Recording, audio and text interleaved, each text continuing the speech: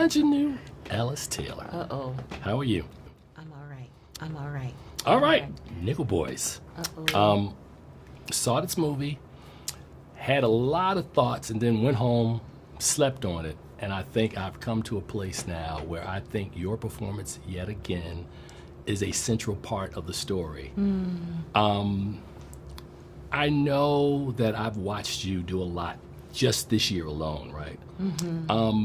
This one, to me, I think feels like an easier call when you were approached with the screenplay for this one. Talk a little bit about the genesis of your initial thoughts and what you thought you could bring to your performance as Hattie in this film. Well, I was just had this, my gosh, I thought that Hale County, Ramel's documentary was just seismic. You know, I shouldn't say that in Los Angeles, sorry. But it was, you know, like the plates in my life were moved by what I experienced with that film. And I was just like, who is this dude? You know, and I researched him and found out that he was a teacher at the school that I went to. I called the school. I tried to speak to him. They wouldn't let me speak to him because they were like, who was this crazy woman trying to call this man, do the general office line, you know what I mean? So, but then I found out that he was doing this, and you know, they came to me for it, but I believe, and I want to believe that, you know, in some ways it was supposed to happen because I wanted to be in his world, and so badly, you know, for what he's trying to do with cinema. And his subjects are Southern and they're rural people. And I just think he's doing something. I think he's doing work that is exploding convention. And it's exciting to me. Yeah.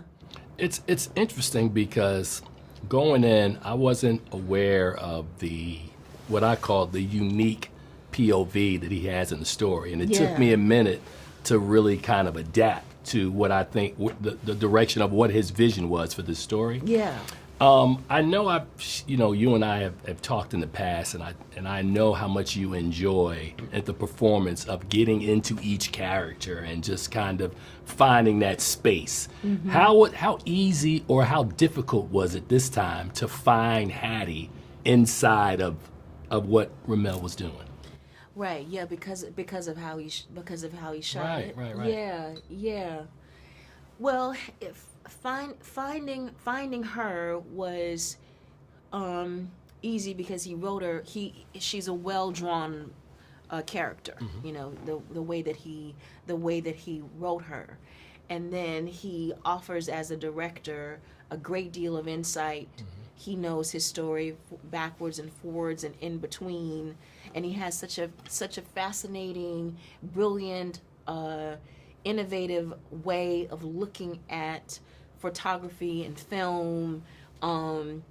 So all of those things made it so that I was able to just forget about anything other than what I needed to do in the moment. Right. Because I trusted my words, and I trusted the director. You know, I trusted Ramel. So, I've looked at some of the films over the course of your career, or just thought through some of them. And this story, I think, and I can't wait to talk to Ramel about this, it's a darker tale, but inside of the darkness, there is some hope and some optimism. How does that resonate with you as it relates to you as an artist, and you in particular with this story? So, I think honestly, I have a different way of looking at this. I think we are the hope. I don't think the hope is you know, Hattie or anything else. I think we are the hope. And you know, I get a little frustrated sometimes because, you know, black makers are expected to offer hope, you know, and really what it does is it makes a viewer lazy. Right. You know, it says, okay, you solved that problem they had in the Dozier school. You know, you took care of that. Okay, good. As I eat my popcorn, I'm going to go home and take a bath, and, you know, it gave me my happy ending. But there is no happy ending. Yeah. There is No. no happy ending. No. The family of those boys still live with the trauma that happened to them, the memory of those children. Those that happened to kids, Right. that happened to children. There's no happy ending in that. And those reformatory schools have been all over this country, and with little justice given to the people affected by that violence. There's no happy ending in that. We are that. It's our job to do something about that. We are that hope. Aunjanue, as always, I tell you, I love your work, love your performances. Cannot wait for audiences to take in the experience of watching Nickel Boys. As always, it is a pleasure. Love you. Thank you. You take care. Enjoy. Yeah, you too. You too.